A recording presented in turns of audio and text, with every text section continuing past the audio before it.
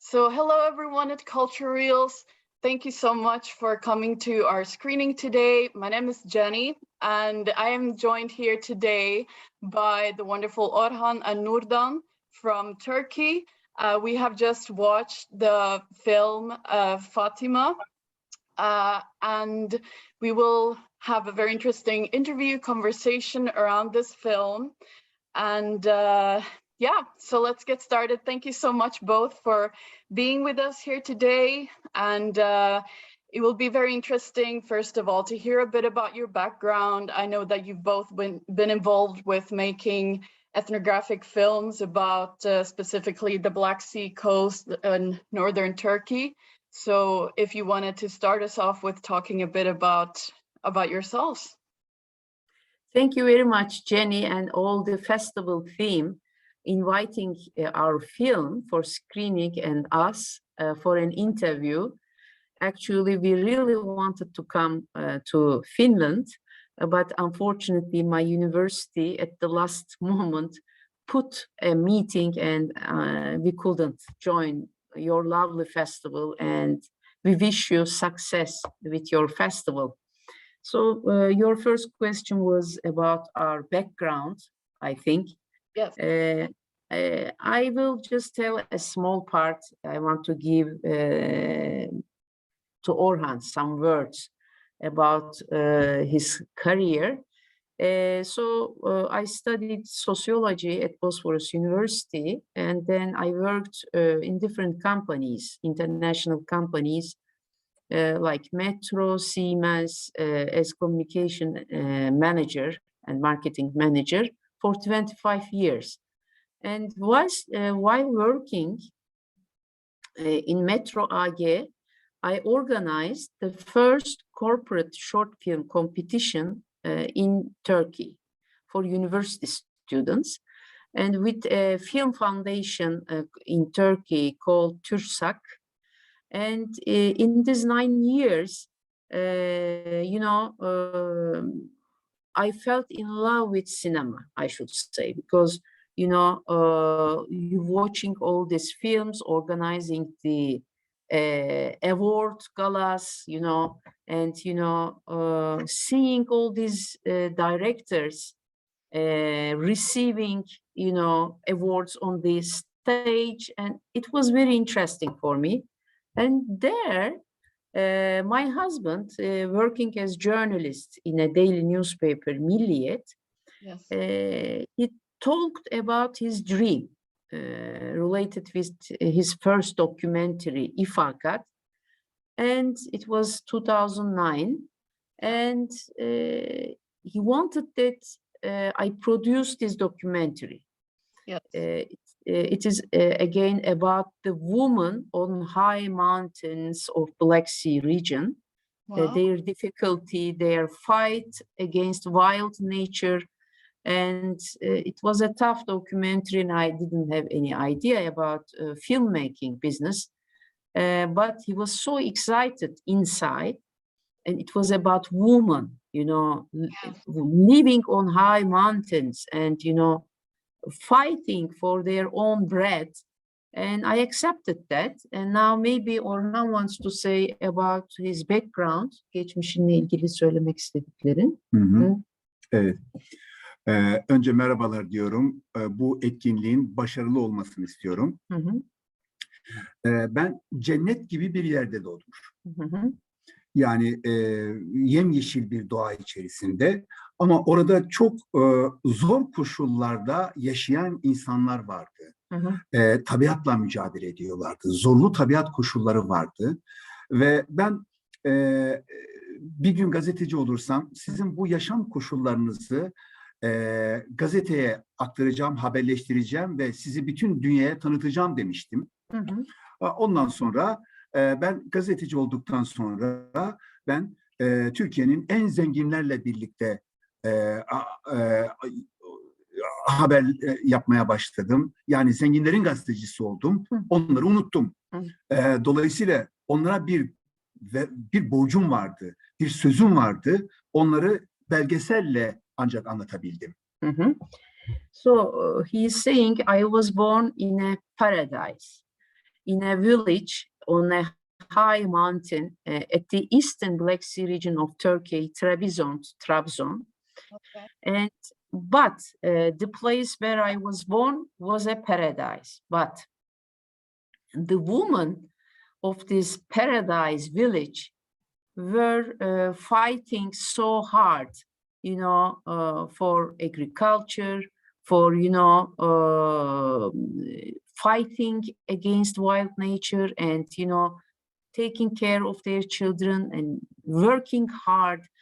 And when I became journalist, I promised to the women of my village that I will make their documentary one day. But then I became journalist. He studied radio and television at Gazi University in Ankara, and he became after the studying a journalist. And his main subject in journalism was economy, stock exchange.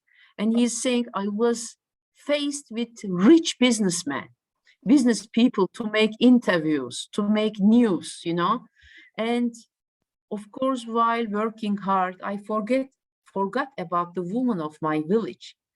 And when I was brainstorming from time to time, and when we were talking with Nurdan, I remembered my promise to my woman.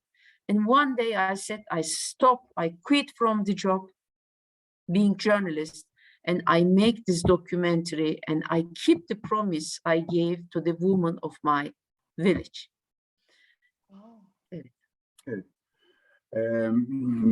Ve nihayet verdiğim sözü yıllar sonra tuttum. O yörenin çalışma koşulları, yaşam tarzları beni o kadar çok etkiledi ki oraya gittikçe arka arkaya hikayeler gelmeye başladı. Arka arkaya yaşanan hayatlara tanık olmaya başladım ve bu benim çok ilgimi çekmeye başladı. So I am a person who always feels himself, responsible for his village, for his people.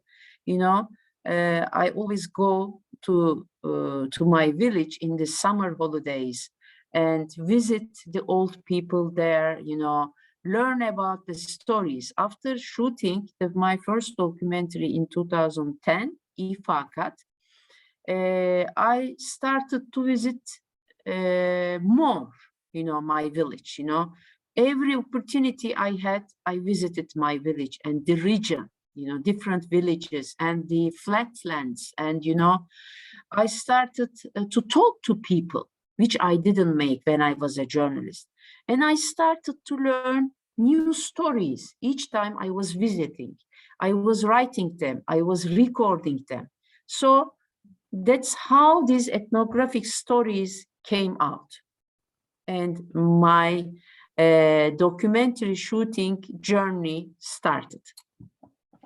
Wow, thank you so much. That's very exciting. And that's makes it so special that you have this connection to your village, to your heritage and your background. So I'm sure that brings another set of, challenges and advantages into the filmmaking when you're, and you're so familiar with maybe the culture, the traditions, and then filming it maybe in a way that for someone who's not familiar with that, they can get an insight into it. So that's very interesting. And how would you say that this film, The Untold Story of Fatma Kayaci, how do you say? Yes. Yes, that's right. Yes. Yes. How would you say that this film fits into this ethnographic and visual landscape that you have been building and creating since you started making these films? Like, how does it fit in with the other films? Is there a connection or somehow a trajectory? Mm-hmm. Fatma Kayacı'nın bilinmeyen hikayesi nasıl uyuşuyor bu etnografik ortamla Hı hı. ve nasıl diğer belgesellerle bir bağı var? Yani bu bütün çektiğin hepsi biyografik olması herhalde. Hı hı, hı hı. Evet. Evet. Ya biyografi ve özellikle kırsal kesimin insanları benim çok ilgimi çekiyor. Hı hı. Benim hayatım gazetecilik dönemimde hep böyle zengin insanlarla, varlıklı insanlarla geçti. Bu kırsal kesimin kadınları, özellikle kadınları benim çok dikkatimi çekiyor. Onların hikayelerini ben çok önemsiyorum. Çünkü kadın bir toplumun temel taşıdır. Hı hı. O nedenle üretici bir kadın profili her zaman benim dikkatimi çekmiştir. Hı hı. So I was always related with women in rural areas, you know, how they work, how they live. It always attracted my attention as I am from a rural, you know, place, you know.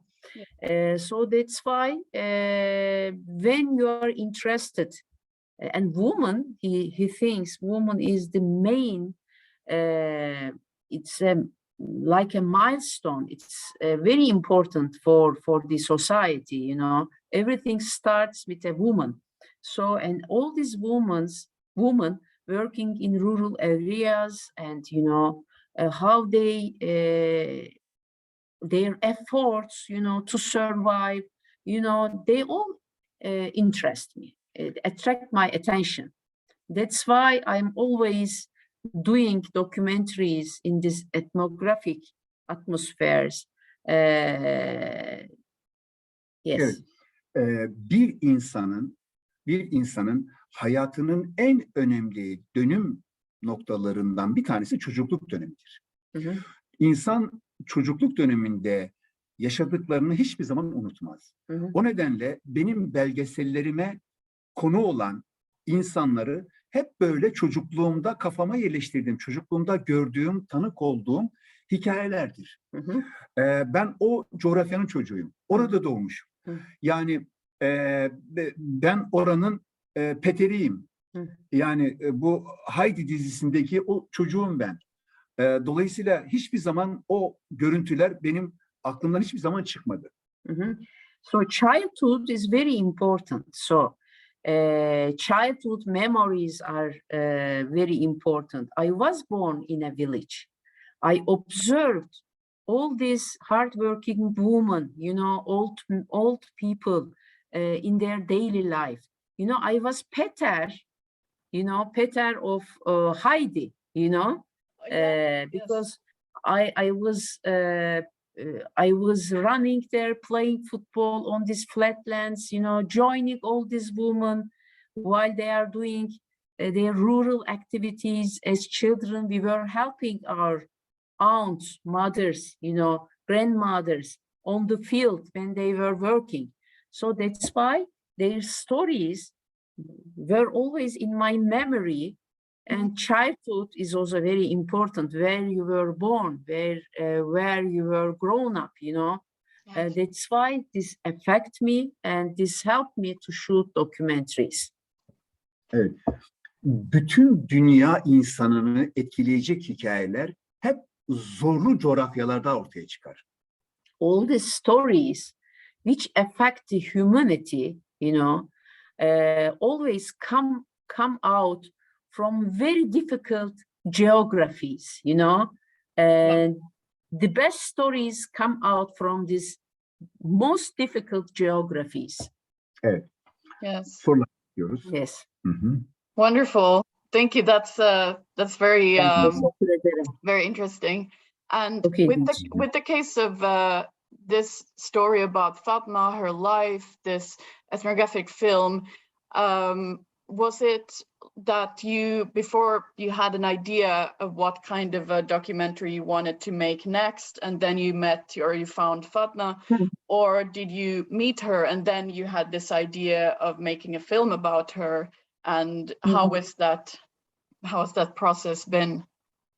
Hı hı.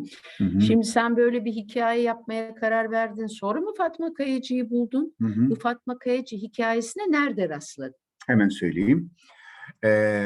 O yörenin lokal yayın yapan yöresel küçük bir gazetenin küçük bir köşesinde bu kadınla ilgili bir haber duydum. Hı hı. Bu yılın kadını seçilmiş bu kadın. Hı hı. Bütün her şey öyle başladı. O küçücük haberi okuduktan sonra ben bu kadına ulaşmaya çalıştım. So he's really a research type of person, you know. He read a very small article in the local press, you know, of Trabzon about this woman, and this woman was selected as the most important woman in her village by a competition, you know. And Yeah. there was some news in a very small article in the local press. I read this, you know, when I was searching about my region. I saw this article, and sonra Ee, Ve kadına ulaşmak için ben yola koyuldum. gazeteci yani. Evet, o yörenin bu haberi yapan gazeteciyi buldum. Bu kadını görmek istediğimi söyledim. O da çok zor koşullarda, yani çok zor bir coğrafyada yaşadığını, oraya çok gitmenin çok zor olduğunu, ama ben her ne şekilde olursa olsun o kadını mutlaka görmek istediğimi söyleyince ben buradan 1200 kilometrelik bir yolu kat ederek ben o arkadaşı alıp bu kadının yaşadığı 50 yıldır hiçbir yere gitmeyen, insanın yüzüne çıkmayan, 50 yıldır orada kalan bu kadını mutlaka ve mutlaka görmem gerektiğini, eğer onu görmezsem yani bende bir şeyin eksik kalacağını falan düşündüm. O nedenle kadını görmeye gittim. So Orhan contacted with the journalist who wrote this article in the local press. He found him and he said to the man, you know, please bring me to this woman. I have to see this woman. See, because she's an extraordinary person, you know, Yes. woman. And then I drove 1,002 kilometers to this place. And the journalist said, Orhan, this is a very difficult geography, you know, 3,000 meter high, and there is nobody else, just a very, you know, poor and small house, and the woman is living in that. And it is very difficult to reach there because after certain time, after certain place, you don't have any road, you know, there. Mm-hmm. Araba yoluyla 2 saat gitmişiz zaten. Hı hı. Çok zor bir coğrafyada, yollar çok kötü, arabayla gittik. Sonra dur dedi bana, durduk. Şimdi dedi yaya gideceğiz dedi. Hı hı. Nasıl yani dedim. Hı hı. Evet dedi, bundan sonra dedi 2 saat daha yaya gideceğiz dedi. Ancak kadının evine ulaşacağız dedi. So Orhan, after driving the car, after till to a certain point, the journalist said to Orhan, "Now we get off," and he got off, and now we will be walking and mountaineering actually for 2 hours till we reach the house of the woman, because you can just walk, you cannot drive there. Yes. Artık yol bile kalmamış. Yani ağaçların arasından, çayırların arasından böyle bir yol bulduk. Böyle işte o şeyi yönünü bildiği için o tarafa geldi. Biz uzun süre gittikten sonra bir anda kendimizi sisin içerisinde bulduk. Hı hı. Ve yönümüzü kaybettik. Sometimes while climbing this, you know, hill, they had to go in between the trees, and there was fog sometimes, and they couldn't see anything. You know, they had to stop and wait, and it was really a tiring and adventure type of journey. Yolumuzu kaybettiğimizi söyledim mi? And Sistem dolayı. yes, because of the fog, sometimes they were lost, and they had to wait because you can't find the way. You know, if the fog is a fog really, I mean, you don't see anything. Mm-hmm. Sonra şu şekilde ıslık çalmaya başladık. Hı. Şu şekilde ıslık çalmaya başladık ki hani birisi duysun da o da ıslık çalsın diye. Sonra birinden bir ıslık sesi duyduk. O ıslığa doğru gittik. O kadın evine gittik. Ha, kadın mı ıslık çaldı? Evet. So then in the fog, they were lost. There were some small distance to reach the house of the woman, and they heard somebody is whistling, and they heard it, and they went into the direction of this whistling, and they saw the woman, and she was doing it, She was doing like this, so that they could find the direction. So it was a very interesting. Ya o kadınla karşılaşmam benim hayatımda unutamadığım portrelerden bir tanesi. Ya nasıl 50 yıldır hiçbir yere gitmeden o evde yaşayan bir kadın, nasıl böyle gidip sarılasım geldi. Yani ya sen ki tek başına burada yaşıyorsun, bu zorlu doğa koşullarında, bu yabani hayvanların içerisinde, sen ki böyle bir başarı elde ettin, gel sana sarılmak istiyorum dedim ama tabii daha ilk tanıştığımız için böyle bir şey yapmadım. Ve kadınla sohbet etmeye başladık. Hiç belgeselden bahsetmedim. So when I met her first, I really wanted, to kiss him, to love him, because can you imagine? I mean, a woman on this mountain, 3,000 meter high, more than 50 years alone by herself. Yes. So what a portrait. I mean, what a woman is this? He said to himself. So of course, when I met her for the first time, I didn't tell anything about documentary shooting, I just went there to make a nice conversation with the woman. Kadınla bir süre sonra sohbet etmeye başladık. Yakınlık kurmaya başladık. Ve hayatından kesitler bize anlatmaya başladı.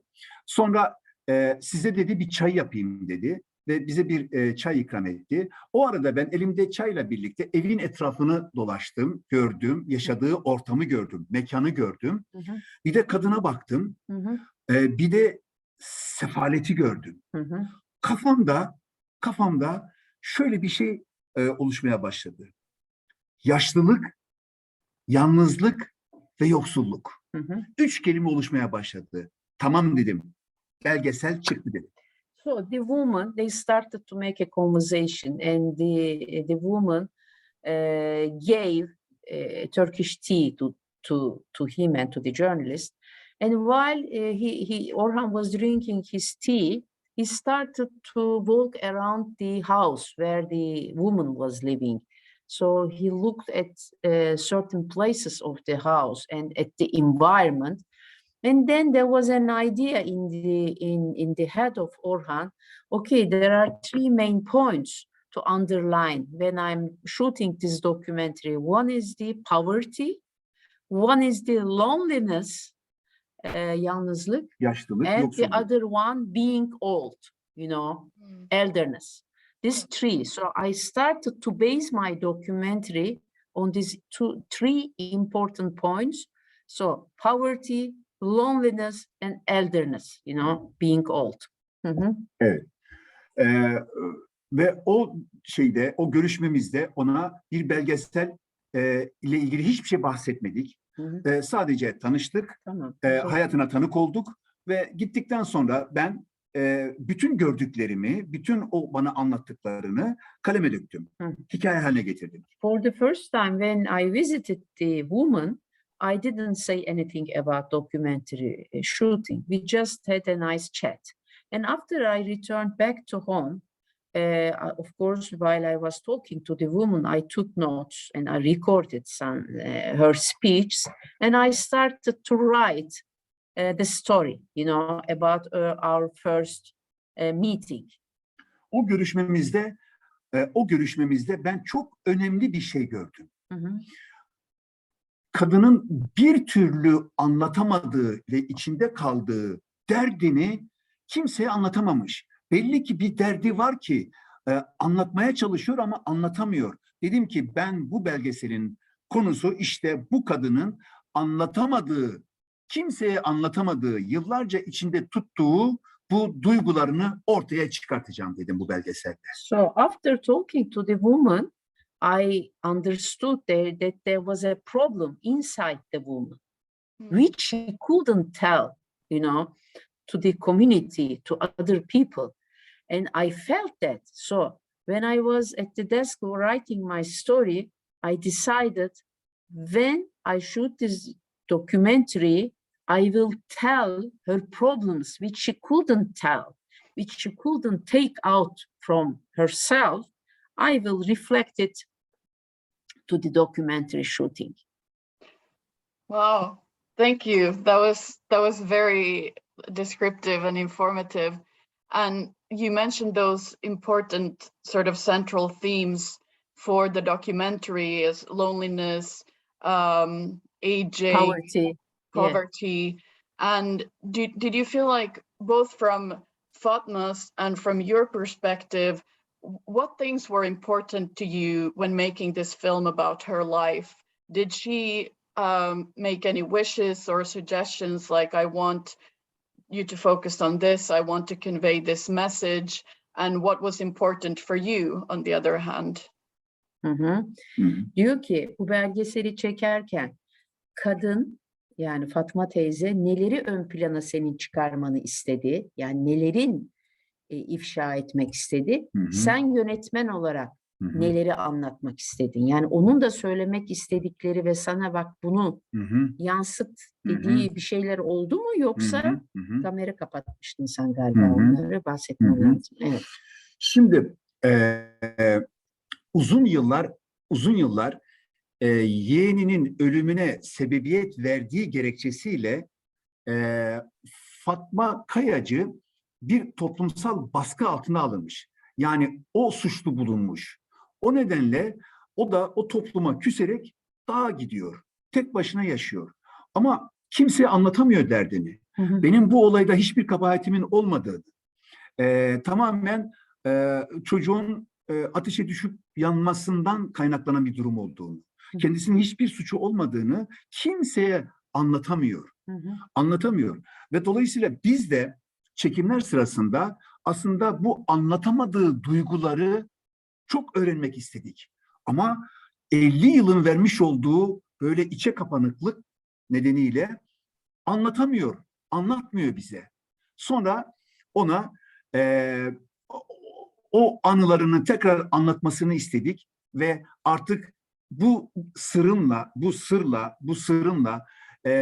yaşayamayacağını, artık bunu anlatman gerektiğini söyledik ve kadını ikna ettik. Kamerayı kapatmadın. Ona anlat. So, when talking to the woman, I really felt that she couldn't tell her problems. Actually, she was not guilty because of the death of her nephew. While she was, dealing with her cow outside the house, the nephew had an illness, and he started to shake, and there was a food on the fire, and he fell into the fire and he died. But the lady was, the woman was outside the house. So, but she tried to tell it to her community, but nobody understood her. They said to her, you were not responsible, you didn't have enough responsibility to take care of the nephew, etc. So I told her, you cannot keep it as a secret, because after a while, she protested against her family, the community, everybody, and she left her village and went to the mountains. She, in a way, stopped telling about her problems and about her being innocent, She was not guilty. So, but she stopped telling it. And she went to the high mountains. And there, when Orhan was there, she said to her, you cannot keep it as a secret. you have to tell it so that everybody listens to this story. Everybody learns about this story. Yeah. Evet. And then I convinced her and we started shooting her. Ve benim biraz da soruları aynı eksen etrafında dolaşmam ve o sorularımdan kurtulamayacağını anlaması aslında bir süre sonra içinde tuttuğu o sırrı istemeden de olsa belki de, çünkü öyle sorular sordum ki o kaçamıyor, kaçamak cevaplar veremiyor ve ister istemez bütün olayı en içten anlatmaya başladı. So I always concentrated on this event, you know, how the nephew died. And when I concentrate with my questions all the time on the secret and on this on her problems, you know, she sometimes she skipped, you know, she didn't want to answer the questions. She was telling something else. And I, again, with my different questions, you know, try to attract her attention always to the main subject, you know.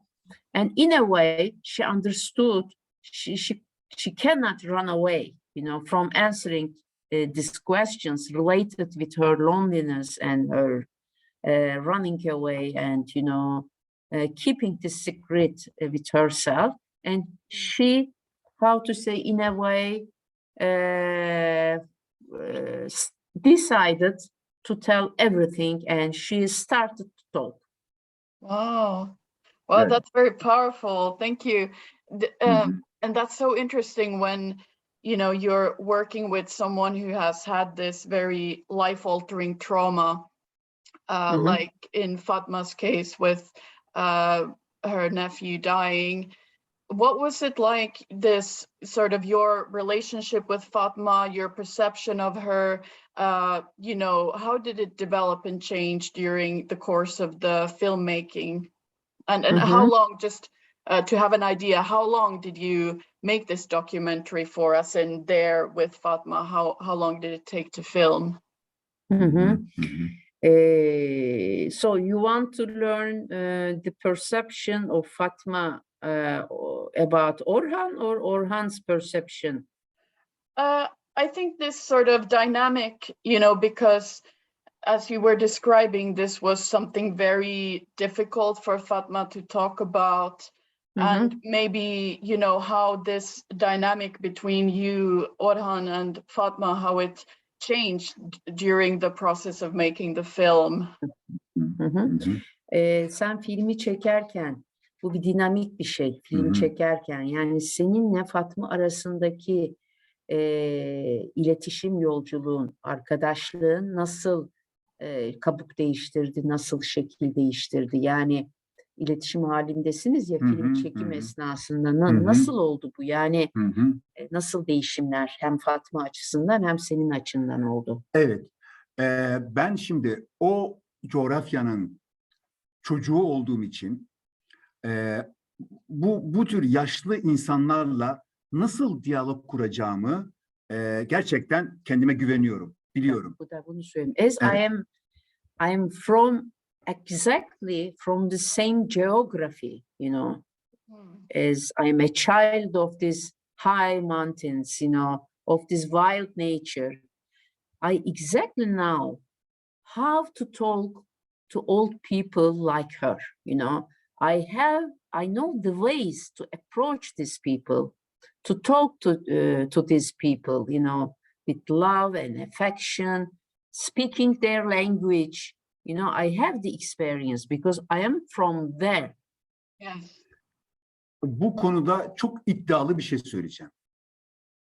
Bu belki benim fıtratımda var, yaratılışımda var.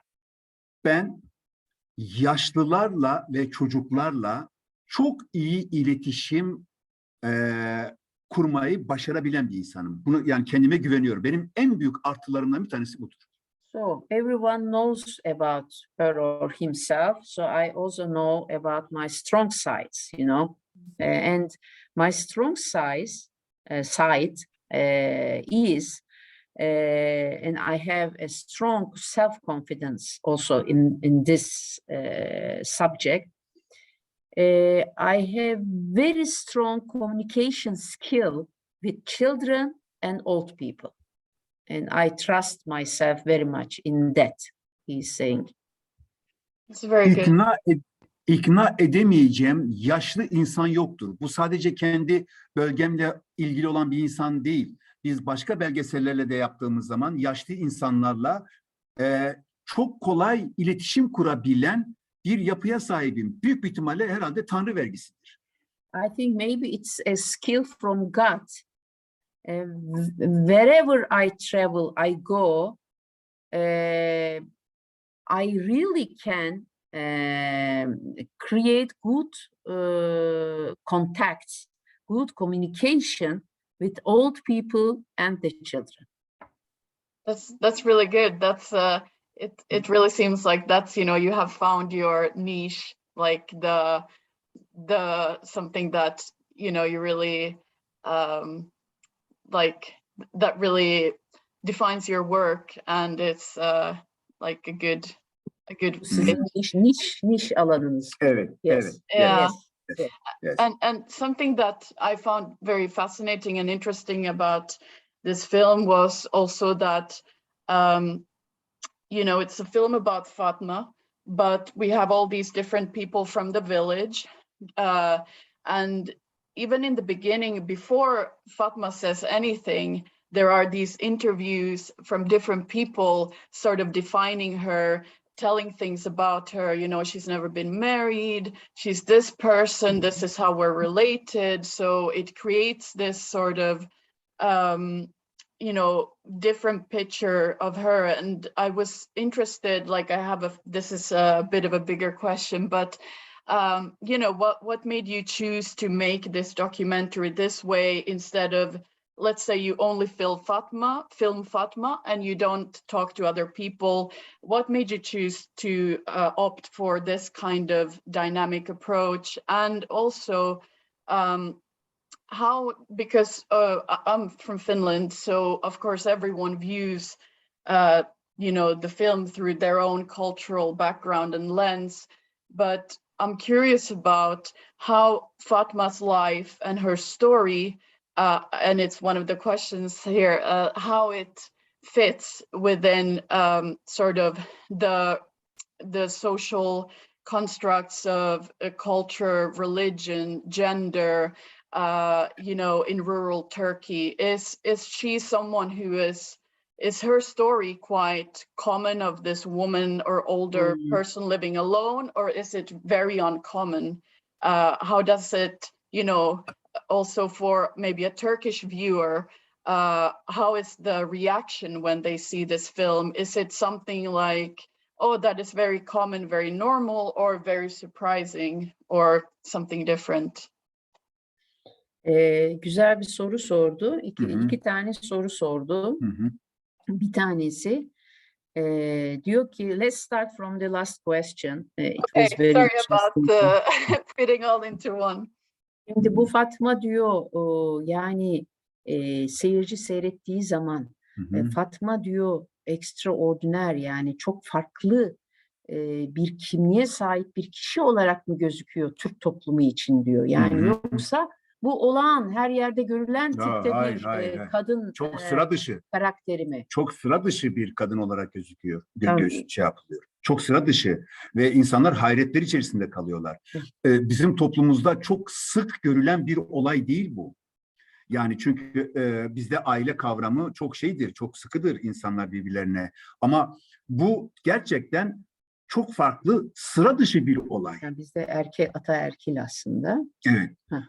Tabii sıra dışı bir olay. Hele bir kadının, hani bir erkeğin tek başına yaşamasını hani bir şekilde düşünebiliriz ama bir kadının tek başına yaşaması, vahşi bir ortamda tek başına yaşaması bizim toplum tarafından da karşılanmıyor. Çünkü bize de çok extraordinary geldi.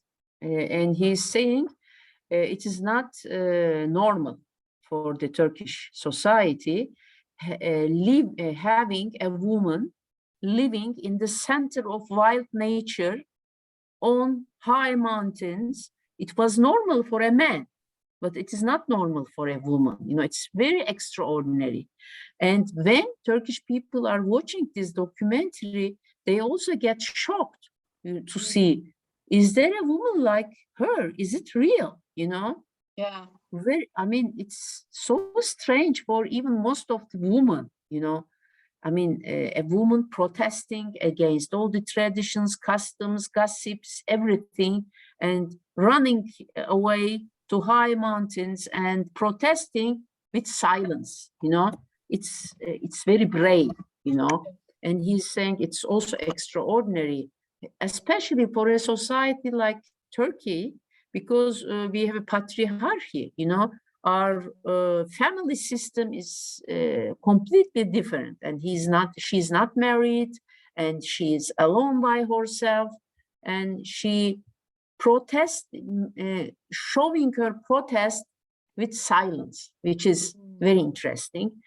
And the other question, şuydu soru, diyor ki siz diyor diğer sadece Fatma'yı çekebilirdiniz diyor belgeselde.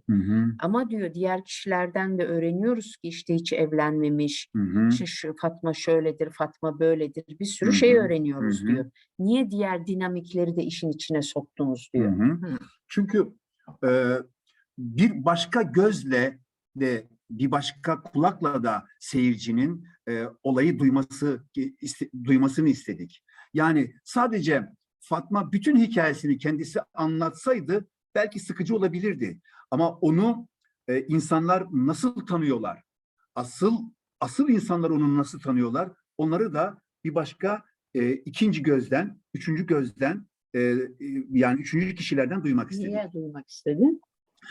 Bir bakalım kadın gerçekten bize doğru mu söylüyor?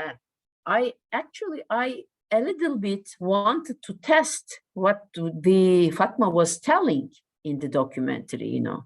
Is it really real? What she's talking about, you know? And really, when I meet all these people, you know, and when I listened to them, they were telling exactly the same thing, what she was telling, you know? Yeah. That's why I included all these people into my documentary.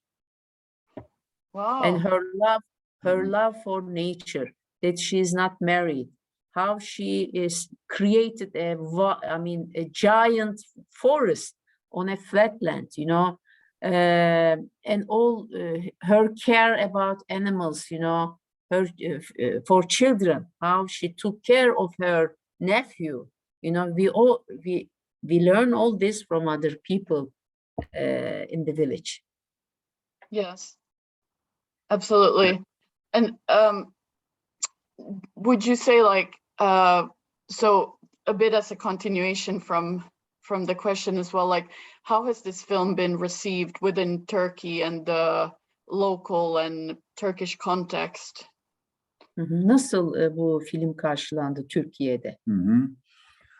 Bir kere sıra dışı bir hayat öyküsü olarak insanlar bunu izlediklerinde gerçekten şaşırdıklarını, yani böyle bir kadının tek başına yarım asıra yakın bir süre orada hiç kimseyle görüşmeden kendi ihtiyaçlarını kendisi karşılayacak, yabani hayvanlarla nasıl onlardan korunduğunu, tek başına insan düşündükçe, mesela bana bir seyircim şunu söylemişti, ya düşündükçe aklımı kaybedeceğim diyor. Nasıl olur bir insan tek başına bu kadar uzun bir süre orada yaşayabilir?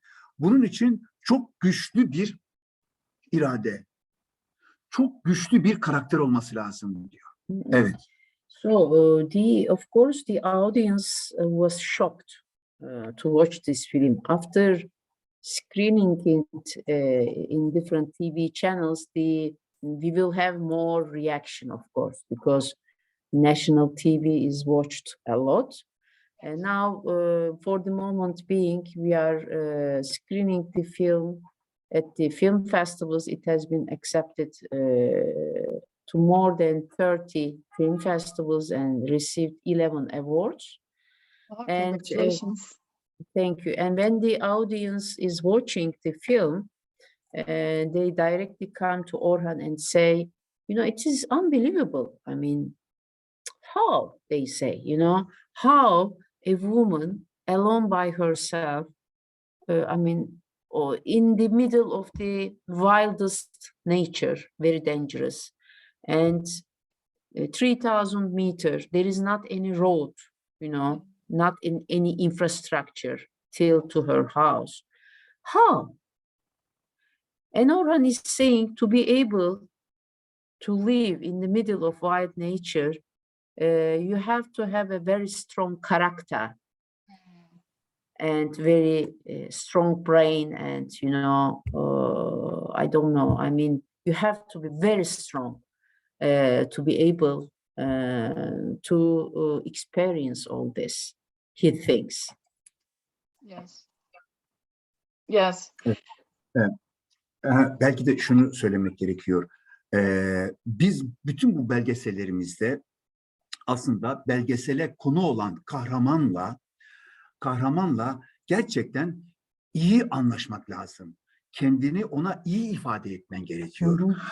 Dolayısıyla seni anlaması gerekiyor. Sen de onu anlaması gerekiyor. Yani belgesele kahraman olacak olan kişi, belgeselin kahramanı, filmin yönetmenine mutlaka ve mutlaka inanması gerekiyor. The hero of the documentary, of any documentary, you know, the main character of any documentary should really believe in the director. They have to have a very good communication, trust to each other.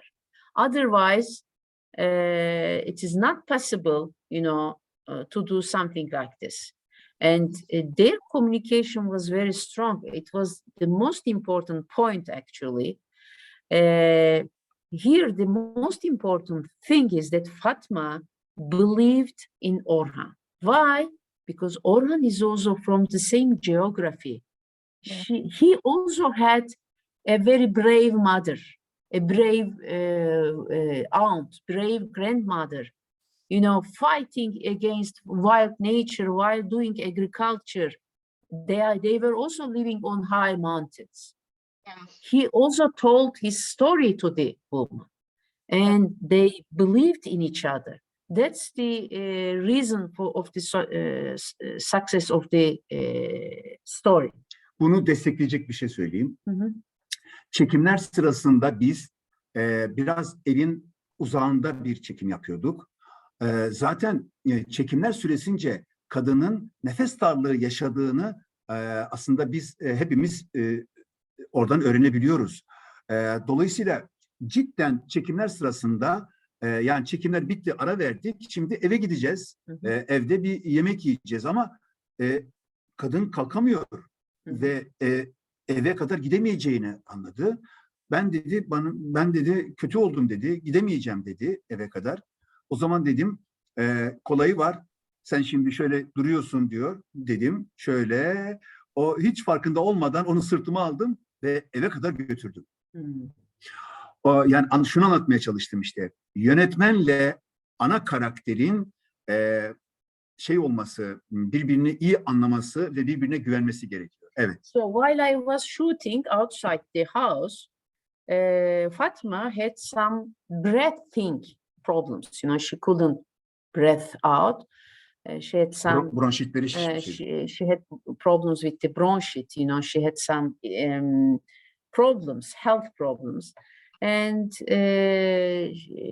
he wanted to shoot Fatma, and Fatma said, "I cannot walk. I have a problem now. You know, I cannot, breath, and cannot even walk." Çekim arasında. And it was between the break. You know, they stopped the shooting and it was break, and she was telling her health problems, and suddenly, and they wanted to eat some food, the shooting team and everybody, and Fatma said, "I cannot go home, you know, to prepare some food for our team." And Orhan took Fatma.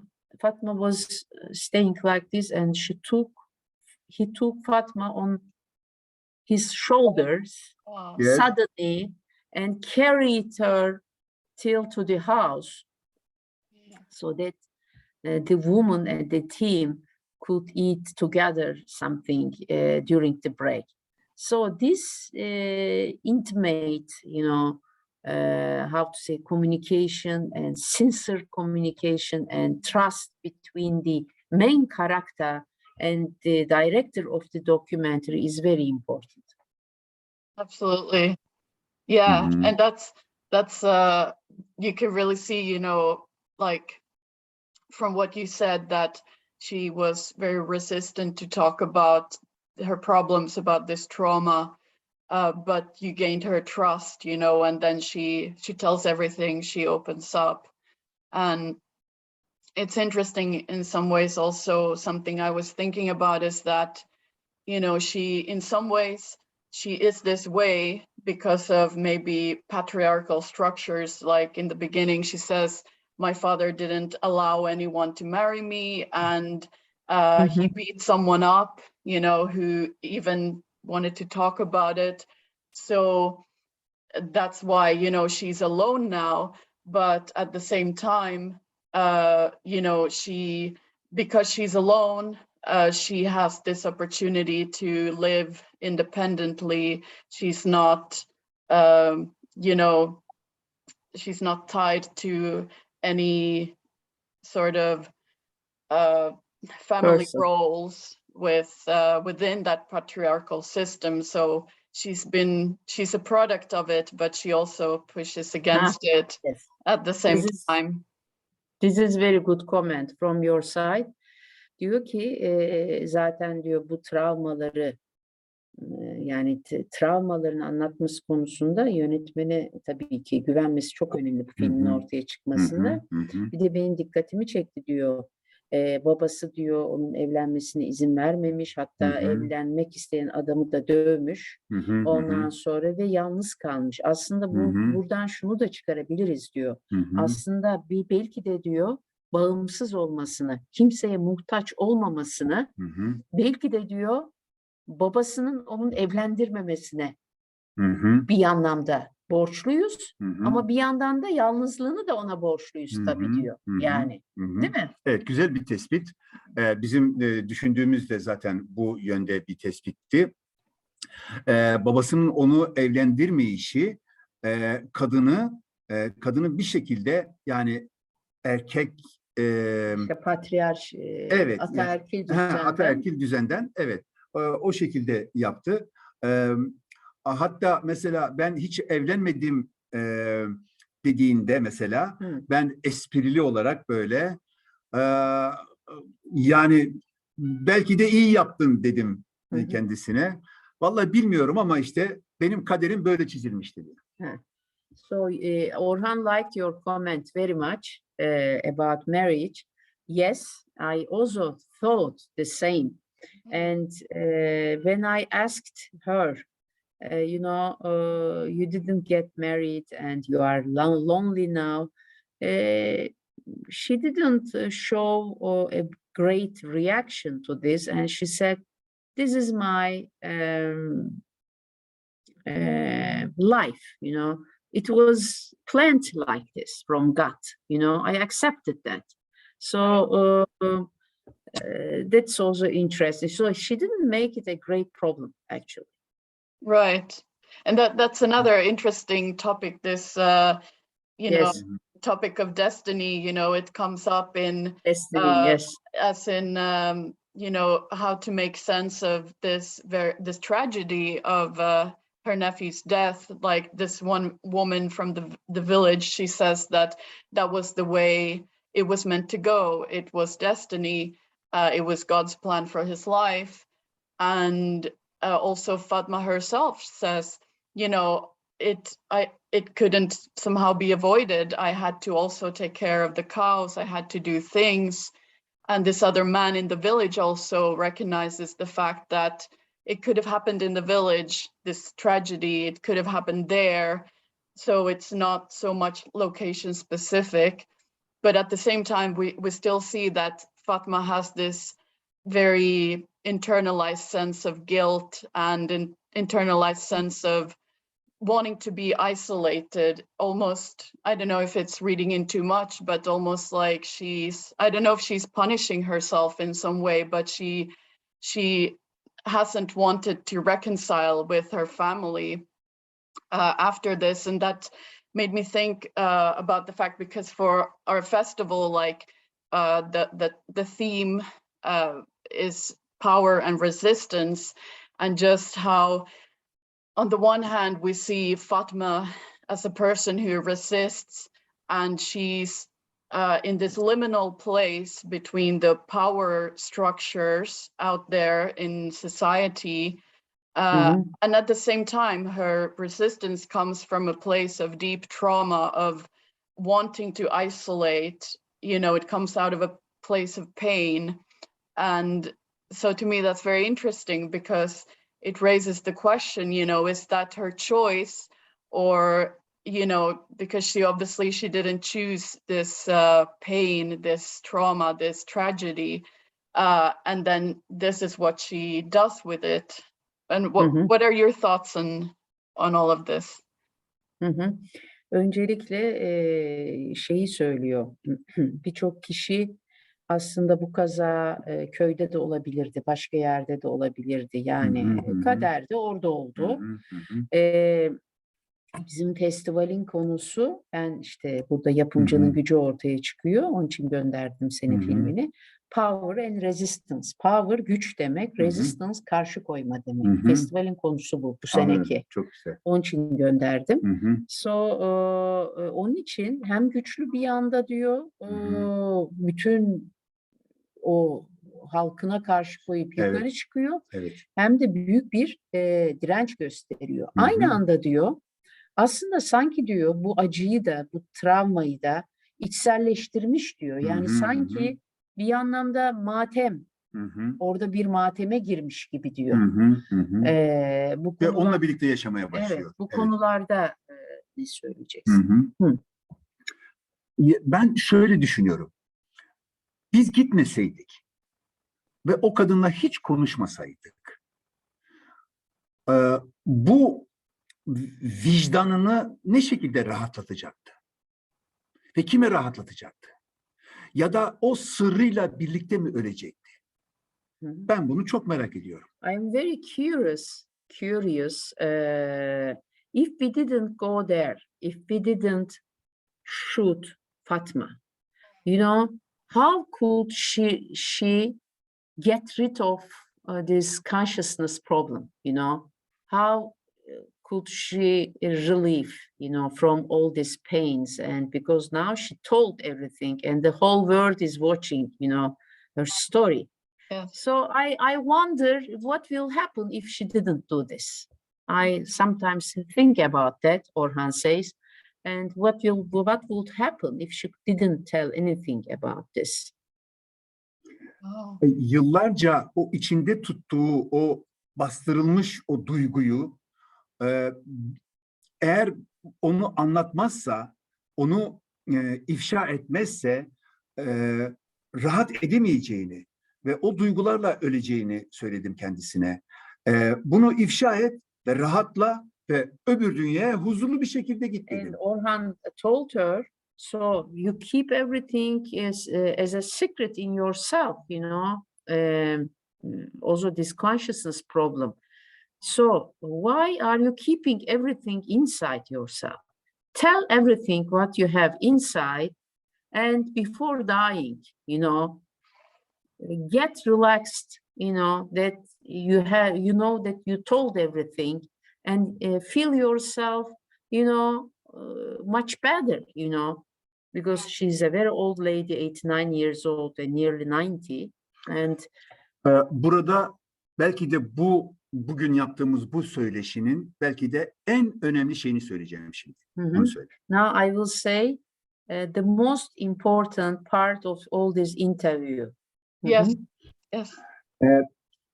Çekim bitti. Shooting was done, finished. Bütün ekip eşyalarını topladı. The whole shooting team collected everything. Sırtımıza aldık. We took everything on shoulder. Yola koyulmak üzereyiz. and we were just leaving the shooting place and the Fatma and the house. O sert kadın ağlamaya başladı. And this tough woman started to cry. Yani bir anda şaşırdık. Hani hadi kamerayı aç, çekelim falan, imkanı yok böyle bir şeyin zaten. We were shocked. Sizleri çok özleyeceğim dedi. And the woman, Fatma, said, I will miss you so much. Bir baktım görüntü yönetmeni gözyaşlarını siliyor. And the cameraman started also to cry. Ve biz yola koyulduk. And we had to leave her and we were on our way back to home. Evet. Asıl dediğim, kadının evet ağladı ama mutlu bir hali vardı. Ama bence en önemli olay bu içinde tuttuğu, yıllarca içinde tuttuğu bu sırrını, bu düşüncesini açıklamakla gerçekten hafiflemiş ve dünyanın en mutlu insanı olmuş. Maybe by crying and by telling everything, to the shooting team, she sort of relaxed, and maybe crying also came after all this, and she was more happier, I think. Yes. Wow, thank you for sharing that. That's very, I think, beautiful and illustrative of the fact that, it must have been also a very important process and somehow cathartic for her as well, like to somehow deal with this thing in such an open way. And has she seen this documentary herself, or has the village seen it, or have you had any contact with her since making it? Biraz bu belgeseli ona seyrettirdiniz mi? Köyü gördü mü? Yapmak lazım. Evet. Şimdi ilk defa böyle bir şeyle karşılaştığı için, yani bir film çekimi, bir böyle bir şeyle karşılaştığı için biz arada işte yemek aralarında, çay aralarında biz şey yapardık. Ben mesela çağırırdım. Gel bakalım teyzeciğim derdim. Bak bakalım Sofia Loren gibi çıkmışsın gibi böyle şey yapardım. Böyle şaşırıp bakardı böyle. Gel bakalım, bak bakalım ekranda, kadrajda nasıl gözüküyorsun? Ve yaptığı konuşmaları büyük bir bölümünü ona izlettirdim. So I was very fair while shooting. I didn't show it yet to the village community, but after each shooting, I was inviting Fatma to the camera and look, Fatma, and I was sometimes joking with her. You are like Sofia Loren here, you see, and she was laughing. And I was showing each detail and the interviews to her after doing the shooting. So I was feeling very responsible for her also at the same time. En son bir şey daha söyleyeceğim. Bir Adana Film Festivali. Adana Film Festivali'ne biz kendisini davet ettik. Bütün uçakla birlikte alıp götürecektik, getirecektik tekrar. Ama sağlığı el vermediği için gelemedi. Çok istemesine rağmen gelemedi ve ilk defa orada filmini izleyecekti. So we invited her to Golden Ball Film Festival in Adana. It's an important film festival in Turkey, in Adana, for the first screening of our documentary. And at the festival, I invited her. I contacted with her, and I would pay all her flight ticket and hotel accommodation, everything. And I really wanted to host her at the festival, but she had health problems, and she said she couldn't come because she doesn't feel herself very well, Yes. Yeah. Evet. Belki son olarak bana göre belgesel duygudur. Eğer bu duyguyu dünyanın başka ülkelerindeki insanlara aktarabiliyorsak ne mutlu bize. And she's saying, as he's saying, as the last word, according to me, documentary is about emotions. So I'm very happy if this documentary could evoke, start emotions in other people in another countries and, you know, at other communities, then this is the best result, according to me, from my documentary. Then I'm happy about that. Yes, that's absolutely true. And I think that's something very powerful about something visual like a film, a documentary, because it connects to every person in a unique way, and at the same time in a universal way through, you know, sharing the screen, watching, and, you know, it allows each person to experience what they're watching in a meaningful way for them. So everyone will experience it in a different way. And herkesin deneyimi farklı olacak bu belgeselle ilgili, aldıkları farklı olacak. Evet, evet. And something that I was also interested in asking you about was if you, when making this, if you relied on any particular techniques or theories or something, you know, any analytical framework or something that you're basing your documentaries off, or, you know, do you follow maybe. something? Sorry? Maybe about his cinematography, he should Yes, tell.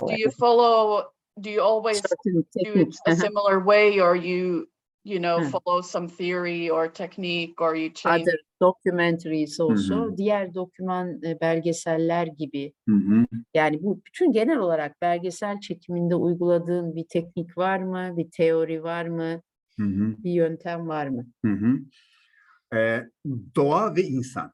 My main point is nature and human being. You know, my main concentration in my documentary is nature and human being. And ve teknik soruyor tabii çekim. Evet. Doğa ve insanda doğa insanın doğada şekillenmesi, karakter edinmesi. Mesela bizim bu Karadeniz bölgesindeki çekimlerimiz için, belgesellerimiz için çok ön plana çıkan bir konuydu. Şimdi teknikle ilgili mi? Evet. Evet. Tekniği. Evet. Çok büyük şansımız var bizim. En büyük şansımız da o yörede çekim yapmış olmamız. O kadar güzel bir doğa. Tamam, onu geç. Evet. Tekniğe geç. Ve hareketli kamera. Tabii şimdi şöyle bir şey var. Hayatımız hareketli. Hayatımız hareketli. Yaşlı bir kadın olmasına rağmen hayatımız hareketli. Biz mesela kamerayı hareketlendirdik. Hareketli bir kamera olsun dedik. Yani çünkü yaşlı bir kadın, evet, ama yine de kamerayı peşinden taktık gittik. Hareketli bir kamera ve doğa ışığından ağırlıklı olarak kullandık. Evin içinde ışık kullanmadık. Sadece yukarıdan sızan, camlardan sızan ışığı aldık. Dur söyleyeyim. Evet. Şimdi çok konuşuyorsun. Evet. Tercüme etmeni bekliyorsun. So he's telling so much, so he's expecting to translate everything. Yes. Black Sea region is very rich with nature, you know. Maybe you heard, maybe you didn't hear, but the flora of Black Sea is richer than the whole Europe. There are more than 3,000 plants, and most of the international scientists are coming to study all these plants. So this nature gives you a lot of possibilities for shooting. Yes. And people of Black Sea region are very active people, you know. How to say it? It's coming from their character, you know. They are moving all the time and doing something, and they don't even sit for a while, especially the women of this area. They are working all the time. And therefore, I'm always using a movable camera, you know. There is always somebody with the camera, my cameraman and myself, always after the people, you know, shooting, you know, each activity of them. And also I like to use always natural light. I don't like, made up light, but studio lights, but I like natural light, and I use it as most, a lot of shootings, and also inside the house, for example, during shootings of Fatma Kayaci, and also at the documentary Time to Live, it was also about an old man. I used always the light coming from top of the house, there is a window at the top of the house, and there is a light coming into the house. The house is dark, but the light coming, from a small space. And I like shooting also this dark houses and natural light outside, and with moving camera all the time after all these active and energetic people of Black Sea region. O ışık konusunda çok inatçı davrandım. Güneş ışığı, yapay ışık kullanmayacağım dedim evin içerisinde. Ve güneş ışığını kullanacağım dedim. I use sunlight in the house itself. Ama bulutlar benden inatçı çıktı. Habire gelip güneşin önüne geçip benim ışığımı engelliyorlar. But sometimes weather in Black Sea region changes 5 times. Fog comes, rain comes, sunshine comes. It's changing because of the geography of the place. So sometimes I wanted to use sunlight, but suddenly clouds were coming, clouds coming, and suddenly there is no sunlight, and I had to wait again. But I was very insistent on using nature light and sunlight during my shootings. And that's something very beautiful, that it's very all the picture frames and the portrayal, it's very beautifully made. The way you see landscape and with the music, like you can really feel, because for instance, when Fatma is talking about the trauma, there's this kind of sad music and it's a bit somehow dark, and then the music changes and there's like this picture from above with the trees, and it's very beautiful. And it also, then she starts talking about these things she really enjoys about her life, the nature that she really cares about, planting the trees, and you can really see, this connection that she has to the environment. And also as you said, people are very dynamic, she's even in this old age and with her health conditions, she's walking around, she's doing things and cooking and taking care of everything. So it's a very, like you can really see the life she's been living. Diyor ki müziği o kadar güzel kullanmışsın ki diyor, işte evin içinde ve karanlık yer, hava karardığında diyor o kullandığın müzik, sonra birden güneş çıkması, işte ağaçları görmemiz, müzik değişiyor.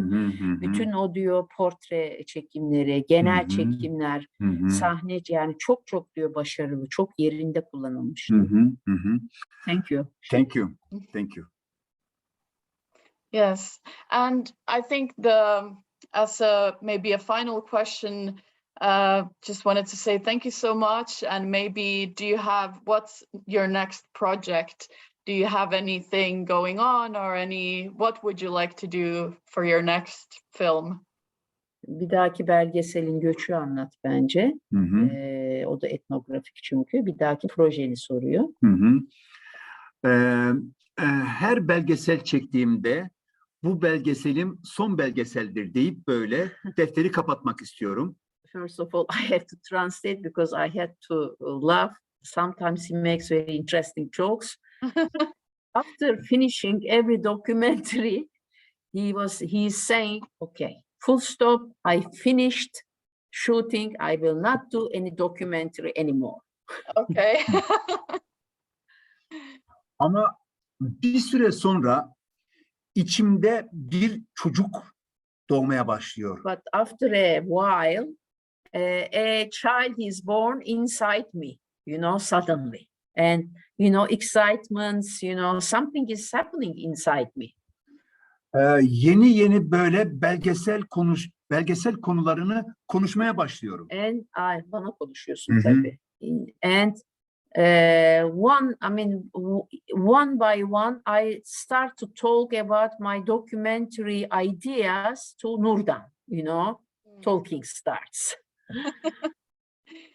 Ve bir süre sonra bakıyorum ki, belgesel çekmeye başlıyorum. Ne zaman, ne ara oldu? Bütün hazırlıklarını bu yapıyor. And suddenly I find myself in the middle of shootings and how everything started, how did she find money and how we are doing this. I'm in the middle of the shootings. So I also want to add some points as producer. Yes. Of course, I'm proud of making films of my husband, Orhan Tekeoglu, because he really puts women always into the center of most of his documentaries. It's very important for him, you know, the woman working hard and, you know, all the difficulties the women are faced, you know, in the Turkish community. So I find it very important as a producer. That's why I really support him. And unfortunately, it's very difficult to find funds in Turkey. There's just the Turkish Culture Ministry who is giving funds to the documentaries, and there is not any other possibility in the country. So therefore, I started to use crowdfunding 6-7 years ago. I heard about it at a producing workshop. Yes. And I'm collecting money from my business network, and it is not easy, of course. And now I started to give also workshops, because I did 4 or 5 documentaries of Orhan with crowdfunding. And now I'm lecturing about crowdfunding at film festivals. I was in Serbia, for example, at Doc4. I did a workshop there, how to collect money, because I have my own secrets. Yes. To collect money. It's my own personal secrets, and they are very useful. Most of the young people, producers, film directors make use of my experience, and I like it, you know. I like to share my experiences at festivals, and I'm invited, and I do it with love. And I'm happy to support him also with his films. Oh, that's wonderful. Do you get to also give ideas and input? Let's do like this, let's go there, you know? Yes, he asks always, he wants to get some brainstorming about his shootings, about where to shoot, what to do sometimes. And I give also my ideas to him. Some he accepts, some he doesn't accept. Of course, it always happens, you know? Yeah. Sana sormuyor, bana soruyor. Onu çek bacağını. Yes. Yes.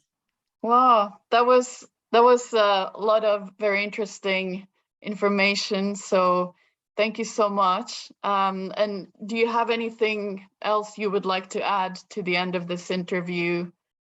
Bir şey söylemek ister misin son olarak? Herhalde şöyle bir şey söylememiz lazım.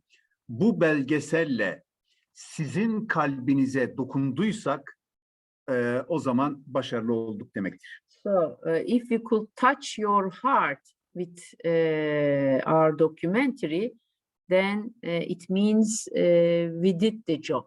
I mean, yes. We did it. Yes. I can confirm, at least for me, definitely. Benim açımdan benim kalbime dokundunuz diyor. So, teşekkür ederiz. Thank you so much. Thank you very so much, both of you, Orhan and Nurdan. Ona And da başarılar diliyoruz. And we also wish success with your future work and success with the festival. And Orhan thinks the festival will be very successful. Ne zaman belgesel çekmeye başlıyor? Sor And he bakayım. is asking, when will you start to shoot a documentary? Orhan asks you. me. Hopefully someday. I haven't thought about it yet, but it would be very interesting. I would just have to learn about filmmaking and things like that. Neden olmasın? Bir gün belki çekerim ama Tabii önce ki. film çekim tekniklerini öğrenmem lazım. Hı hı, hı hı. Evet. Good luck to you. Thank you Good so luck. much. I will now hit just make sure I finish the recording before we hang up. So thank you so much once again, and Thank you very much. we will Bye-bye. hopefully see you soon again.